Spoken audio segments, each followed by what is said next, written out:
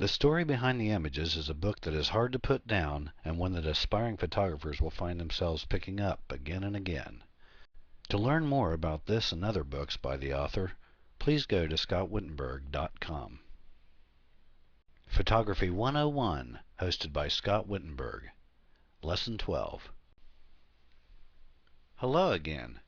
In my last lesson, I promised you I would show you how to create a physiogram, and you may have thought to yourself, what is a physiogram?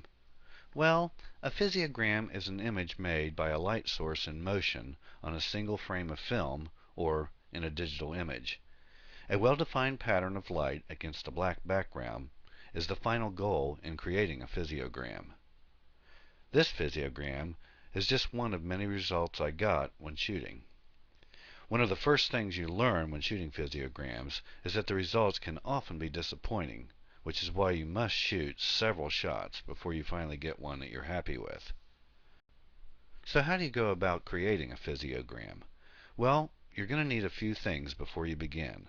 A small flashlight, such as a mini mag light, works great. You also need a piece of string, a support for the string, and of course a camera. Using a digital camera with manual exposure capability works best, since you can see your results immediately and make changes accordingly. You'll also need a sturdy tripod, a large mirror, and a darkened room.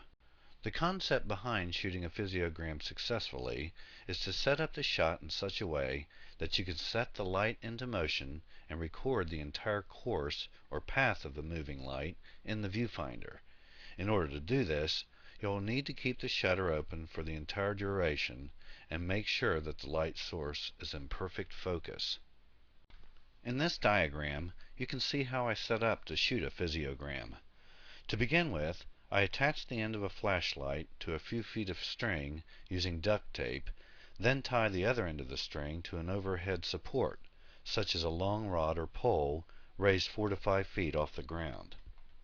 Next, place a mirror on the floor directly below the flashlight, about a foot or so away. Placement of the mirror is crucial because you will be actually photographing the reflection of the light. Therefore, overall composition will be controlled by a combination of careful mirror placement and camera placement. It'll be necessary to experiment with these until everything is just right. Turn out the room lights, switch on the flashlight, and create a pinpoint beam of light by rotating the head of the flashlight if it happens to be a mag light. Observe the path of the light from beginning to end, making sure that it is all visible in the viewfinder. You may have to shorten or lengthen the string accordingly. Once you've got the scene set up, you're ready to start shooting. Set your camera aperture at f4 and the shutter speed on bulb, which allows you to keep the shutter open as long as you're pressing down on the shutter release button. I always make sure that the string is within reach so I can easily set the flashlight into motion. Once you're ready to go, set the flashlight into motion and depress the shutter speed button. Keep the shutter open until the light comes to a complete stop, then release the shutter button. Take a look at the result, keeping in mind that it will take several seconds for your camera to render the image.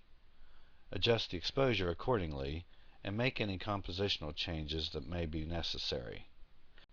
Take several more shots, varying the motion of the flashlight on the string. The kind of pattern you make ultimately depends upon what kind of motion you set your flashlight into. A circular motion will create a circular pattern. A side-to-side circular combination will result in an oscillating pattern. Your first few shots may very well end up like this, an unsymmetrical mess of light with no clearly defined pattern. Observe the image carefully and try to determine what went wrong.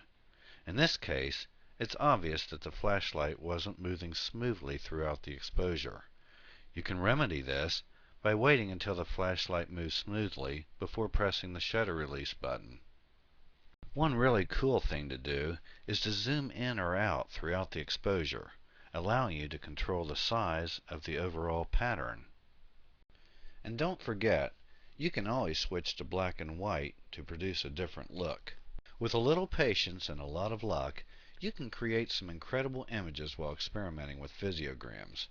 When you get a chance, do a search on the web for physiograms and check out the amazing images out there. Some of them are truly phenomenal. Well, that's about it for now. I hope you've learned something new with this lesson. If you enjoy this podcast and would like to see more of my photographs and discover just what went on behind the lens, check out my latest book, The Story Behind the Images, at scottwittenberg.com. Thanks for your support. Until next time, take care.